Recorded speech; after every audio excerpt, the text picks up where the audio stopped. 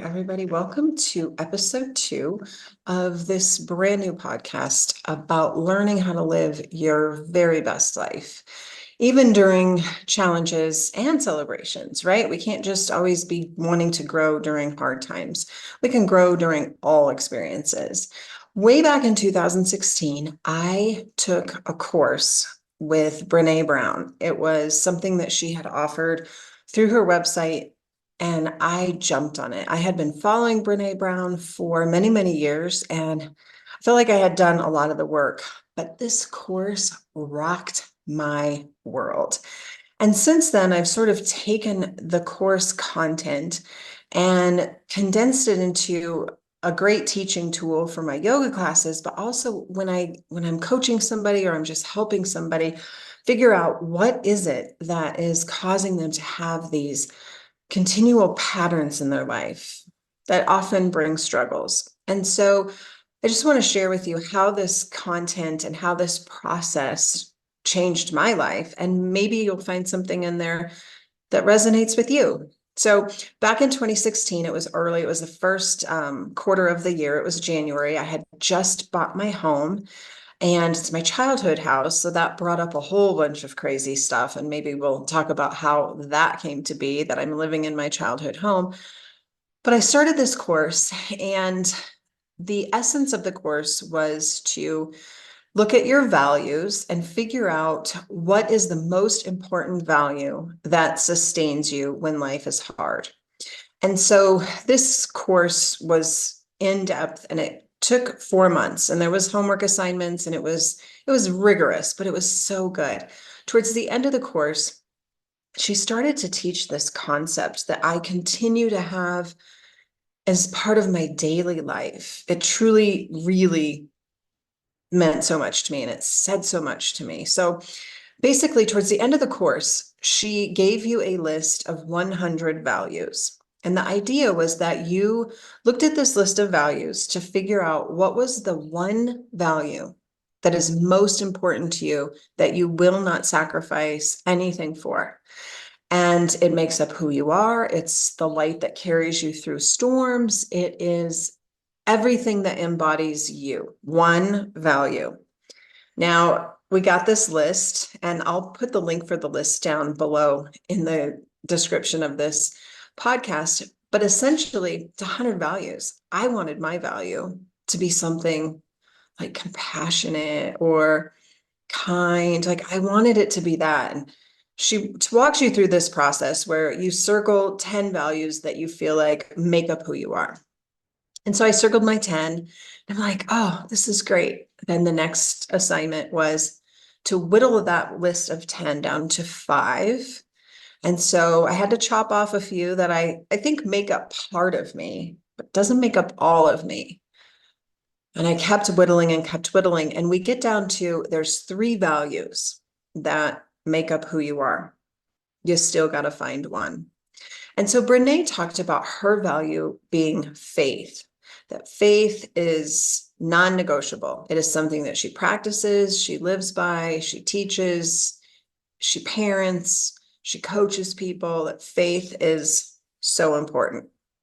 And so I came down to 2 or 3 values, and compassion was not one of my top 3, even though I feel like it's a huge part of my life. It wasn't in my top 3. And so I kept looking at this paper over weeks and exercises and things that she was having us do. And it came down to, this is what she taught. Our life is like a lantern, those little camping lanterns that you have the handle.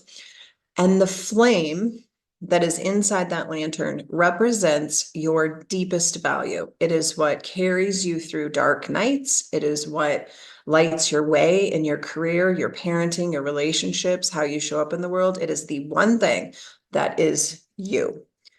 And then the glass that protects that flame are the behaviors that you have in order to make sure that flame never goes out. And then the handle represents when you have set your lantern down and walked away from your value. It was huge. It was such an aha. So back to my list. The word that kept popping out every time I looked at this list that I didn't want it to pop out. I wasn't interested in this being my value, but now I love that it's my value. The value that represents the flame in my lantern, it's how I make decisions. It's what sustains me when life is hard. It's what carries me when life is great. The value is safety. Oh, safety. I'm like, I don't want that to be my value, but it's my value. So now I love that value. So the flame for my lantern is safety. The behaviors, the glass that protects that flame, is I have a very small circle of friends. I'm incredibly private. I am incredibly diligent with money. I can tell you where every penny goes that I earn. And so those are behaviors that keep that flame strong, right? I don't let people in that might blow out my flame, that might diminish my flame. I don't spend money that might lower my safety in intangible material ways. And so I realized like how much safety has meant throughout my whole life. I've always been the quiet kid, only had one or two really great friends. I wasn't interested in being popular or doing what other kids were doing. I never even went to a high school party, ever, ever, because it just felt too scary, too reckless. And now I know like that it really triggered a value in me, the value in me. I didn't feel safe. And so there's been an occasional time or two in my life where I've taken my little lantern, represents safety, and I've set it down and I've walked away from it. And the minute we walk away from our deepest value, we feel it in our body. We feel it in our gut. We start to have a physiological response of sometimes anxiety, sometimes defensiveness, sometimes we get agitated. It's probably because we have set our value down and we're not living in alignment with that value. So there's been occasional times where I've done that and I feel it. And now I know at 53, when that value gets blown and that flame starts to get a little wavery, I know I need to check in. I need to step back and say, what is it that's feeling a threat to my safety? And it's not that I fear being harmed. I don't fear being harmed. I like to be in control and I like to know who I'm with and the decisions that I make. I'm very responsible. And I do want to talk about the Clifton Strengths Finders test, maybe podcast or two in the future, because it ties into this value, right? We all have unique strengths that help us show up in the world. And then we have this deep core value that makes up the deepest part of us. So if you feel like you're constantly being faced with repetitive challenges and you don't understand why, I would suggest downloading the 100 list of 100 values, spending time with that list. Don't just go through it quick, but get yourself clear, do what works for you to just be still, and then spend a couple weeks looking at that list and looking at what hits you. You'll know it when you see it. I didn't want to know safety was my value. I wanted something fluffy and pretty and cool and nice. Safety is not very fluffy, pretty, cool, and nice, but it describes me and it describes my whole life and the decisions that I've made throughout my life. So I encourage you to look at the list and then circle 10 and then sit with those 10 and think about them for a week or so. Where does compassion come in? Where does humor come in? Maybe humor is one of your values. Belonging. Do you make decisions so that you belong? Maybe, maybe not. Are you competitive? Does competition drive you? Does compassion? So when I got through with all of the process, there's a handout with a lantern and you're able to put a diagram to the words that the value that you've chosen. So you write the flame, your word, and then the behaviors. And so I'll put that link down there too. And you can really have a visual. Visuals are powerful, especially when we're looking at creating something in our life, to be able to look at it daily, hang it on your wall by your bathroom mirror or whatever. And you can see like, okay, service is my value, and the behaviors that make sure that service flame stays intact is write your behaviors, and then you've walked away when you do this. So speaking of service, that was another one that really was important to me. And I realized that being of service is right up there. It's my number 2 value. I like to do work and things that benefit humanity and don't really provide a direct benefit to me. I think the way that the universe works, I am blessed generously, but it's not my intention. My intention is to be of service. So you might have 2, but really try to get down to one value that sustains you.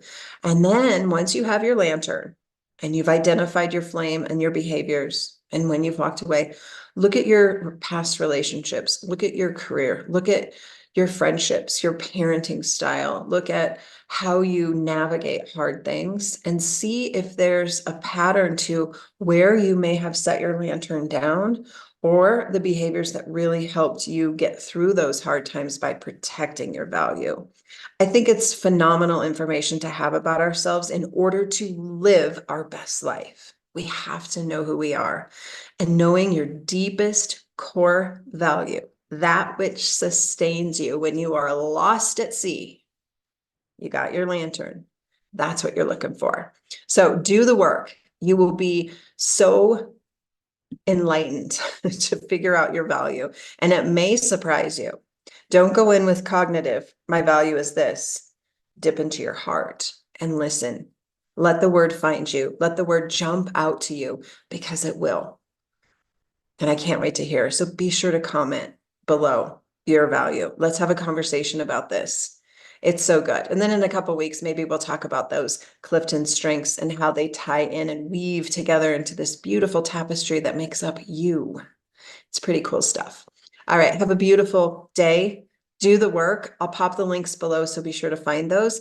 And let's keep this conversation going. Make today one of your best.